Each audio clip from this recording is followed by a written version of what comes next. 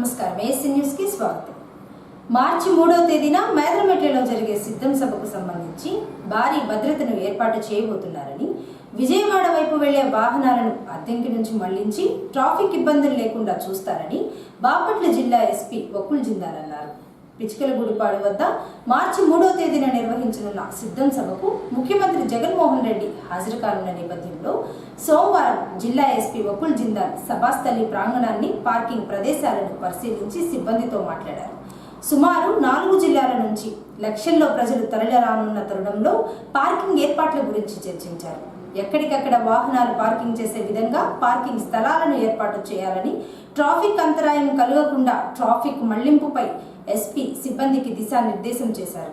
ఈ సందర్భంగా ఆయన మాట్లాడుతూ, మార్చి 3వ తేదీన జరిగే సిద్ధం సభకు సంబంధించి పోలీసు శాఖ తరపున అన్ని విధాలుగా ఏర్పాట్లు చేయనున్నారని, బందోబస్తు విధులు నిర్వహించడానికి వచ్చే పోలీసు అధికారులు సిబ్బందికి వసతి సౌకర్యాలు కల్పించడం, పార్కింగ్, ట్రాఫిక్ లోపాలు తలెత్తకుండా చూస్తారని వకుల్ జిందాల్ తెలియజేశారు.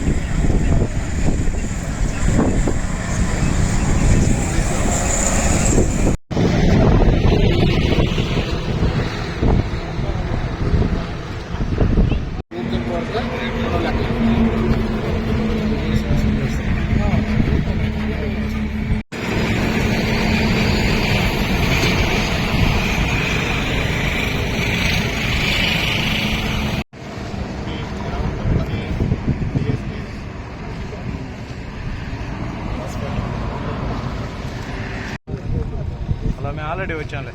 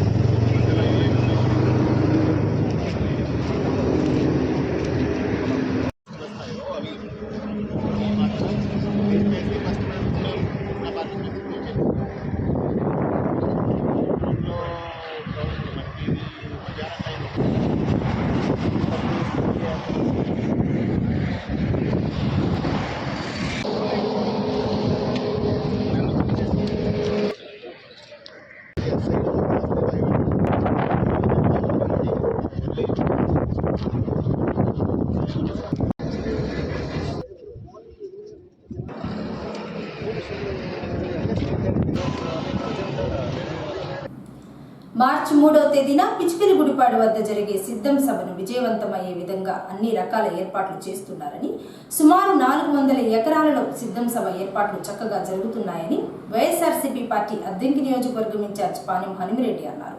అద్దెంకి పట్టణంలోని సింగర్కొండ రోడ్లో ఉన్న పాణెం హనుమిరెడ్డి కార్యాలయంలో సోమవారం ఏర్పాటు చేసిన మీడియా సమావేశంలో ఇన్ఛార్జ్ హనుమిరెడ్డి వైఎస్ఆర్సీపీ పార్టీ నాయకులు కలిసి సిద్ధం సభకు సంబంధించిన వాల్ పోస్టర్స్ ను ఆవిష్కరణ చేశారు.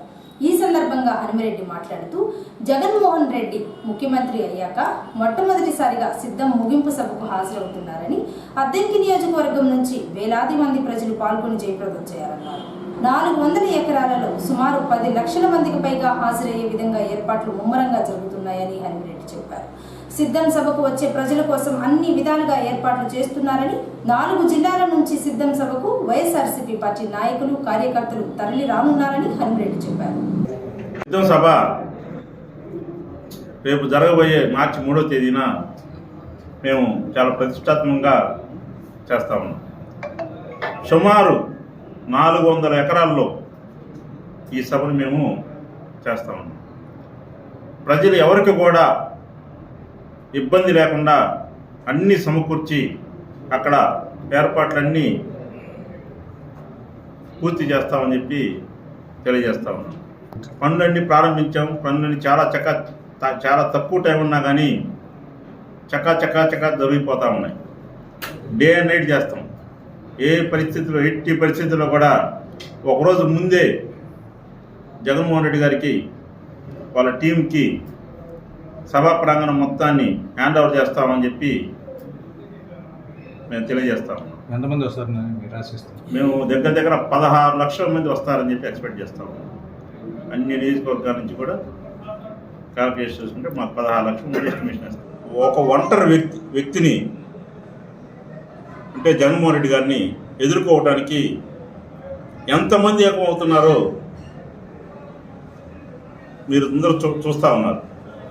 2014 ఎలక్షన్ కానీ, 19 ఎలక్షన్ కానీ, 2024 ఎలక్షన్ కానీ జగన్మోహన్ రెడ్డి గారు ఒంటరిగానే పోటీ చేస్తూ ఉన్నారు. రాబోయే ఎలక్షన్స్ కూడా ఒంటరిగానే పోటీ చేస్తారు. మేమందరం కూడా జగన్మోహన్ రెడ్డి గారికి చాలా హ్యాట్సప్ చెప్తా ఉన్నాము. ఎందుకంటే అంత దమ్ము ధైర్యం ఉన్న నాయకుడు మా నాయకుడు కావటం మా అందరికి కూడా చాలా అదృష్టంగా భావిస్తూ ఉన్నాము. ఇంకా చూస్తూ ఉంటే రాజశేఖర రెడ్డి గారి కుటుంబంలో కూడా చిచ్చు పెట్టినటువంటి వ్యక్తి చంద్రబాబు నాయుడు గారు. తన కుటుంబంలో ఆల్రెడీ చిచ్చు పెట్టుకున్నాడు. మళ్ళీ రాజశేఖర రెడ్డి గారి కుటుంబంలో కూడా చిచ్చు పెడుతున్నాడు. తన కుటుంబంలో బావల్ని, బావమర్దుల్ని అందరూ కూడా దూరం చేసుకొని ఎన్టీ రామారావు గారి దగ్గర పదవి లాక్కొని ఈ విధంగా ప్రతిదీ కూడా కుట్రలో కుతంత్రాలతో చేస్తున్నటువంటి చంద్రబాబు నాయుడు గారు మళ్ళీ రాజశేఖర రెడ్డి గారి కుటుంబంలో కూడా తలదూర్చి శరణమ్మని బయటికి లాగి కాంగ్రెస్ పార్టీ అధ్యక్షురాలుగా చేసినటువంటి ఘనత ఒక చంద్రబాబు నాయుడు గారికి దక్కుతుంది. మీ అందరికి కూడా డౌట్ రావచ్చు, కాంగ్రెస్ పార్టీకి చంద్రబాబు నాయుడు గారికి ఏం సంబంధం అని.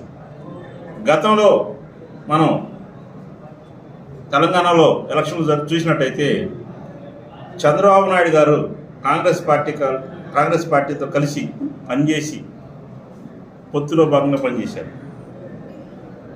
అలాంటి చంద్రబాబు నాయుడు గారు ఏ పనైనా చేయడానికి ఎంతవరకైనా తెగిస్తారని చెప్పి తెలియజేస్తా ఉన్నాను. మీరందరూ ఒకటికైనా ఆలోచించినట్టయితే చంద్రబాబు నాయుడు గారు అసలు ఎన్టీ రామారావు గారు పెట్టిన పార్టీ కాంగ్రెస్ సిద్ధాంతాలకు వ్యతిరేకంగా పెట్టారు ఎన్టీ రామారావు గారు పార్టీని. అలాంటి కాంగ్రెస్ పార్టీతో పొత్తు కలుపుకున్నటువంటి చంద్రబాబు నాయుడు గారు పద్ధతి ఏందో మీ అందరికీ అర్థమయ్యే ఉంటుంది. రాష్ట్రం అందరికి కూడా అందుకే తెలంగాణలో చంద్రబాబు నాయుడు గారితో పొత్తు పెట్టుకోవడంలో పోయినసారి కాంగ్రెస్ పార్టీని చిత్తుగా ఓడించారు. జనం యాక్సెప్ట్ చేసే పరిస్థితి లేదు. ఎందుకంటే ఎన్టీఆర్ అంటే ప్రజల గుండెల్లో ఒక దేవుడు, రాజశేఖర రెడ్డి గారు అంటే ప్రజల గుండెల్లో దేవుడు. దాని తర్వాత ఒక జగన్మోహన్ రెడ్డి గారికే ప్రజల గుండెల్లో స్థానం దక్కిందని చెప్పి నేను మీ అందరికి కూడా తెలియజేస్తా ఉన్నాను. ఇంకా చూసినట్టయితే జగన్మోహన్ రెడ్డి గారు ఈ 5 సంవత్సరాల్లో మ్యాక్సిమం ప్రజల అవసరాల మొత్తాన్ని తీర్చాడని చెప్పి తెలియజేస్తాం. ఆయన ఇచ్చినటువంటి వాగ్దానాలన్నీ కూడా 99% తీర్చి ఈ రోజున ప్రజల గుండెల్లో గుడి కట్టుకున్నటువంటి పరిస్థితి మనందరం చూస్తూ ఉన్నాం. ఎందుకంటే 70 సంవత్సరాల ముసలి వాళ్ళు కూడా, అవ్వాతాతలు కూడా, 80 సంవత్సరాల అవ్వాతాతలు కూడా ఎవరైనా కదిలిస్తే మా జగనన్న అంటున్నారు. మా జగనన్న అనే పరిస్థితి చాలా, జగన్మోహన్ రెడ్డి గారు ఇంత చిన్న వయసులో కూడా అంత పెద్దవాళ్ళు కూడా గౌరవంగా మా జగనన్న మా బిడ్డ అనే పరిస్థితి జగన్మోహన్ రెడ్డి గారు ఈరోజు రాష్ట్రంలో తీసుకురాగలిగారంటే ఆయన ఎంత అంకిత భావంతో పనిచేస్తున్నారో ప్రజలందరూ గమనించాలి. ముఖ్యంగా తెలుగుదేశం పార్టీ వాళ్ళు గమనించాలి. ఎందుకంటే జగన్మోహన్ రెడ్డి గారు అన్ని సామాజిక వర్గాలకు కూడా ఎక్కడా తారతమ్యం లేకుండా అందరికీ మంచి చేస్తూ ఉన్నారు. అలాంటి జగన్మోహన్ రెడ్డి గారిని ప్రజలు అప్రిషియేట్ చేస్తారా? కుట్రలు, కుతంత్రాలు, తగాదలు, ఆఫీసర్స్ నుంచి దౌర్జన్యంగా జై జగన్, జై జగన్.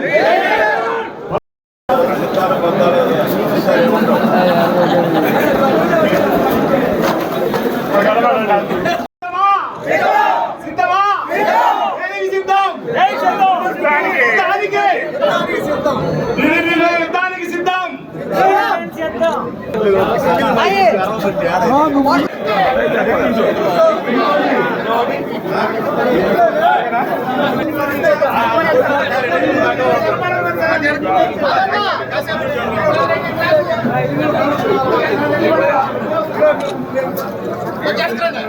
అరే మాబు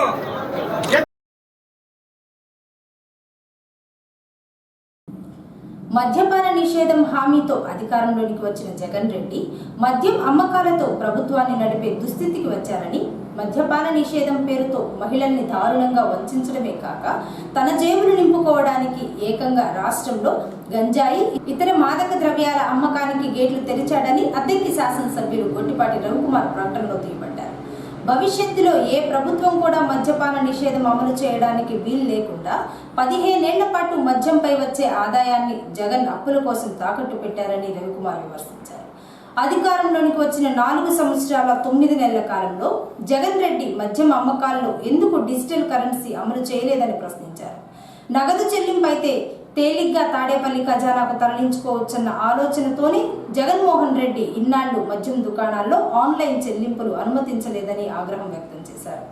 నాసి రకం మద్యం త్రాగి దాదాపు 35 లక్షల మంది ఆరోగ్యాలు దెబ్బతిని ఆసుపత్రి పాలయ్యాలని, 30,000 మంది ప్రాణాలు కోల్పోయి వారి కుటుంబాలు రోడ్డును పడ్డాయన్నారు. భారతీయ జనతా పార్టీ రాష్ట్ర యోజన విభాగం రాష్ట్ర కార్యవర్గ సభ్యుడిగా బల్లిపురం మండలం వెలమవారిపాలెం గ్రామంకు చెందిన కమదాని శ్రీరామును నియమించారు. ఈ సందర్భంగా ఆయన మాట్లాడుతూ అద్దెంకి నియోజకవర్గంలోని బీజేపీ చరిత్రలో బీజేపీ యోజన విభాగంలో పదవి పొందిన మొదటి వ్యక్తి తను అని, బీజేపీ పార్టీలో ఉంటూ నియోజకవర్గంలో ఉన్న సమస్యలు రాష్ట్ర స్థాయిలో చర్చించడానికి తనకు అవకాశం కల్పించిన బీజేపీ అధ్యక్షురాలు పురంధేశ్వరికి ఇతర నాయకులకు కృతజ్ఞతలు తెలిపారు. నమస్కారం, నేను మీ శ్రీరామ్. నేను అద్దెంకి నియోజకవర్గ బీజేపీ యువజన విభాగం ఇన్ఛార్జిగా, బాపట్ల జిల్లా బీజేపీ యువజన విభాగం కార్యదర్శిగా మీ అందరికీ సుపరిచితుడినే. ఈరోజు నేను ఇలా మీ ముందుకు రావడానికి కారణం, ఈరోజు ప్రకటించినటువంటి ఆంధ్రప్రదేశ్ రాష్ట్ర బీజేపీ యువజన విభాగం రాష్ట్ర కార్యవర్గంలో ప్రత్యేక ఆహ్వానితులుగా 7గురిని ప్రకటిస్తే అందులో నాకు కూడా స్థానం కల్పించి నాకు రాష్ట్ర స్థాయి పదవి ఇచ్చినటువంటి ఆంధ్రప్రదేశ్ రాష్ట్ర బీజేపీ అధ్యక్షురాలు దగ్గుబాటి పురంధేశ్వరి గారికి మరియు ఆంధ్రప్రదేశ్ రాష్ట్ర బీజేపీ యువజన విభాగం రాష్ట్ర అధ్యక్షులు మిట్ట వంశీకృష్ణ గారికి నా హృదయపూర్వక కృతజ్ఞతలు. నాకు ఇచ్చిన ఈ పదవిని అద్దెంకి నియోజకవర్గం మరియు బాపట్ల జిల్లా యొక్క సమస్యలను రాష్ట్ర స్థాయిలో ప్రస్తావించడం కోసం మరియు నియోజకవర్గానికి జిల్లాకి కావాల్సినటువంటి అభివృద్ధి ప్రణాళికల గురించి రాష్ట్ర స్థాయి ఉన్నతాధికారులతోటి వినతిపత్రాలు ఇవ్వడం కోసం కానీ వారితో చర్చించడం కోసం కానీ ఈ పదవిని వినియోగించుకుంటారని, దానికి మీ అందరి ఆశీర్వాదాలు కావాలని తెలియజేసుకుంటూ ముగిస్తున్నాను. అందరికీ కృతజ్ఞతలు. రానున్న 2024 ఎన్నికల్లో అద్దెంకి నియోజకవర్గం నుంచి తనను భారీ మెజారిటీతో గెలిపించి అసెంబ్లీకి పంపించాలని, అద్దెంకి నియోజకవర్గం అభివృద్ధి వైసీపీ ప్రభుత్వంతోనే సాధ్యమవుతుందని వైఎస్ఆర్సీపీ పార్టీ అద్దెంకి నియోజకవర్గం ఇన్ఛార్జ్ పానెం హనుమిరెడ్డి అన్నారు. అద్దెంకి నియోజకవర్గం బహుజన సమాజ్ పార్టీ నాయకులు సురభి ప్రభాకర్, వారి సోదరుడు మహేష్ మరికొందరు బీఎస్పీ పార్టీకి రాజీనామా చేసి హనుమిరెడ్డి సమక్షంలో వైఎస్ఆర్సీపీ పార్టీలోకి చేరారు. పార్టీలో చేరిన వారికి హనుమిరెడ్డి పార్టీ కండువా కప్పి ఆహ్వానించారు. ప్రభాకర్ వర్గం బీఎస్పీ పార్టీకి రాజీనామా చేసి వైసీపీ పార్టీలోకి చేరడం సంతోషంగా ఉందని, అందరం కలిసి కష్టపడి రాబోయే ఎన్నికల్లో జగన్మోహన్ రెడ్డిని మరోసారి ముఖ్యమంత్రిగా చేసుకోవాలన్నారు.